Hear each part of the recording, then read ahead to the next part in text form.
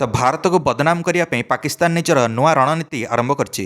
तो टी20 विश्वकप आयोजक भारत नाम संगीन आरोप लगे पाकिस्तान। पाकिस्तान मीडिया रे चली गुजब खबर सबुआडे भाइराल होबार लगी। जोटी कहुई जे यूएसर 4टा क्रिकेटर भारत या वीसा दौना भारत आसवाई विश्वकप खेलने कारण एमाने पाकिस्तान ने जन्मग्रहण कर भारत या वीसा दौना।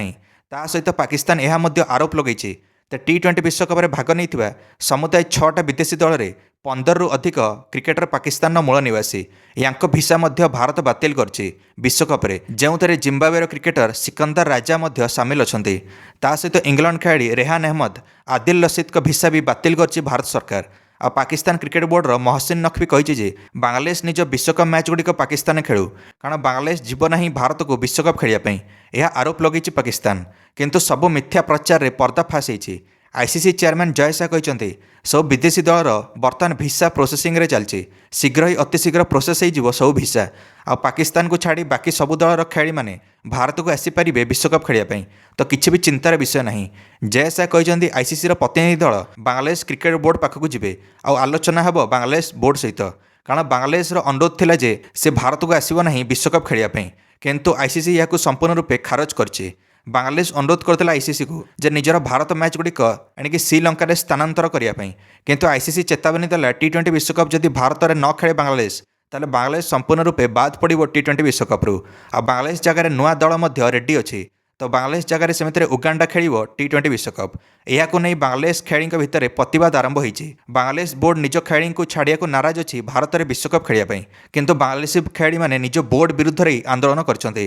आ बांग्लादेशी प्रीमियर लीग बातिल कर खेलाड़ी मैंने मिसिकी खेलाड़ी कहते भारत जावाक दियो ना आम क्रिकेट खेलुनी।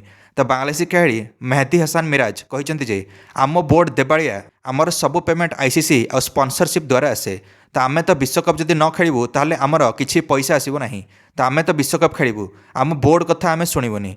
तो पाकिस्तान भावुला जे बांग्लादेशी खेलाड़ी को उकसैकी आ पाकिस्तान रे बांग्लादेश मैच गुड़िक करिवो किंतु संपूर्ण बाजी बर्तमान उल्टा पड़ जाइए। ए बांग्लादेशी खेलाड़ी विरुद्ध में पड़ी पाकिस्तान। आ पाकिस्तान वाला कहते जे आईसीसी बैन करदू बांग्लादेश को आईसीसी इवेंट गुड़िकरू आ विश्वकप में जगह न मिलू। तो टी20 विश्वकप जिते पाखौची पाकिस्तान गोटे पर गोटे हाई वोल्टेज ड्रामा देखा मिलूँ। पाकिस्तान कहूँ आईसीसी चेयरमैन जय शाह ठारू विश्वकप ट्रॉफी आम ग्रहण करूँ ना किंतु पाकिस्तान भूली जाइए टी20 ट्रॉफी उठाइवा पूर्व प्रथम ट्रॉफी जितने पड़ो। सेमिति पाकिस्तानी खेली बेजत होती बर्तमान विदेशी league BBL Pakistani bowler Shaheen Afridi एत माड खाइले जे शाहीन अफरीदी को बॉलिंग दिहलानी ता बीबीएल दल द्वारा।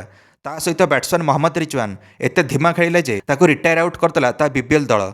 तो सेहीपरि पाकिस्तानी क्रिकेटर बाबर आजम को संपूर्ण रूपे बेजत करदे स्टीव स्मिथ। एणिक मैच गोटे शेष ओभर बाबर आजम सिंगल नवाक चाहूला और स्ट्राइक टे निज पाखे रखता किंतु ऑस्ट्रेलियन बैट्समैन स्टीव स्मिथ मना करदे सिंगल नापी और स्ट्राइक निज पाखे रखिले और स्टीव स्मिथ शेष ओभर 32 रन मारदे निज पाखे स्ट्राइक रखिकी। स्टीव स्मिथ को सांग अथवा विपक्ष दलर खेलाड़ी डेविड वार्नर भी एक जिनस को समर्थन करें और कहले जे भल करूँ बाबर आजम को स्ट्राइक न दे निज पाखे स्ट्राइक रखिलु माने यही अपमानित होची पाकिस्तानी विदेशी माटी रे।